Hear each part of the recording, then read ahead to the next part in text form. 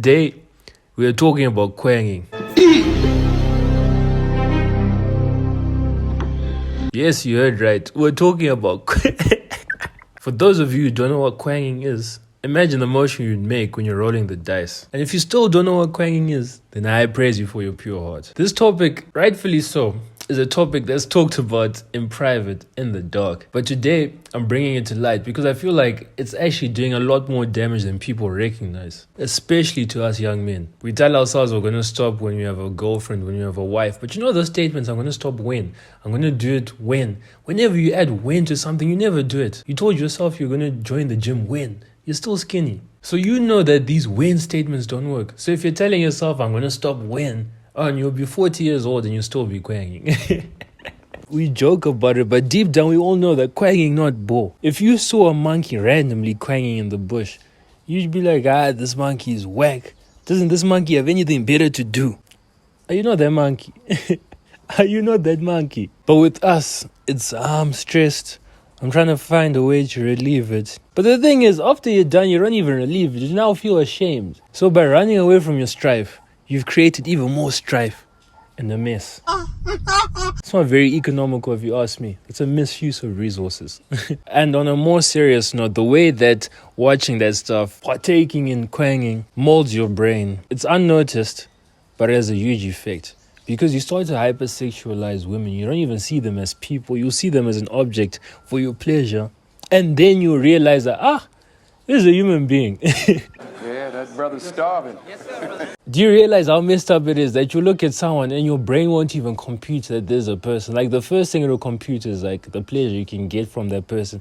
And then you'll be like, this is a human being. And people in the comments will probably only be like, you're crazy, you're crazy. You just don't want to admit it. Just don't want to admit it. And it's G. I would even go as far as to say, is that English? As far as to say that this kwanging epidemic is drug-like. Because when you think about it, when do people kwang?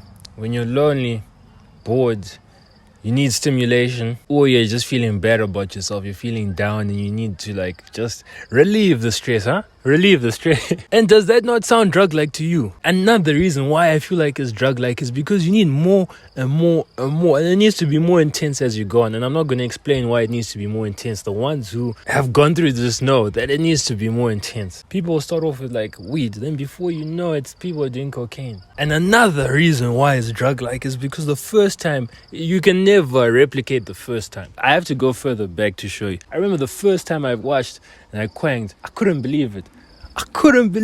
I was like, what's going on? And then I prayed afterwards because I didn't think that stuff was of this world. I didn't know what was going on.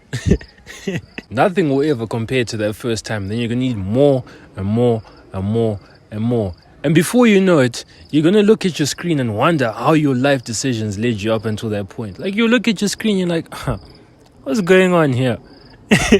If you're watching up until this point, you're either just intrigued or you want to stop as well. I don't believe that there's anyone who kwangs and doesn't want to stop.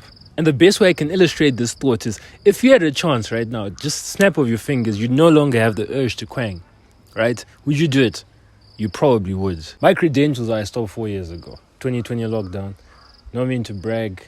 I can't even brag. It was simply the work of God. But a lot of things that aren't beneficial to us have been normalized. And just because something has been normalized doesn't mean we should carry on doing it. So, the last part of this video is essentially going to be how I stopped watching those 4 years ago. The first one is you should have an accountability partner. Not an accountability partner that you'd be like, did you watch today? Did you kwang? No, because that's just stupid. But someone who you talk to about your issues, preferably someone who has stopped, because they're not going to laugh with you. When you talk to someone who's having the same issues, who's going through the exact same thing as you, you're going to laugh together. Let's say you both mess up, you're going to laugh together, laugh, then all will be well. Now you need to talk to someone who has stopped and can tell you that, stop. And in all honesty, you can have an accountability partner. You can block all those websites, which I actually think doesn't work. Like this one time I blocked websites on my iPad and I forgot the password to unlock the blocked websites. So I just formatted my iPad. I didn't care. I was just like, this is why I say this stuff is a drug. I think the formula, beyond accountability, beyond blocking accounts, beyond keeping yourself occupied, the formula to all of this is God and self-discipline. I was praying for strength. I was praying for God to change my desires so that I wouldn't want to watch that stuff anymore. It's like He changed my desires. Like, but one day I woke up and my bundles for kwanging were gone. But imagine your phone's airtime while you're on a call, and then suddenly it just goes like dee dee, and then the call finishes. That's how it was for me. I just woke up one day, the desire wasn't there. I didn't feel this heavy pull to do it anymore. And I think that's the best way to do it, to pray about it, to surrender your problems to God. Because when you do that, God will give you the strength. He will give you everything you need. God will not give you a temptation that you can't fight. Problem is, we allow our minds to get ahead of ourselves. We allow our minds to convince us that we can't. But yeah, stop going.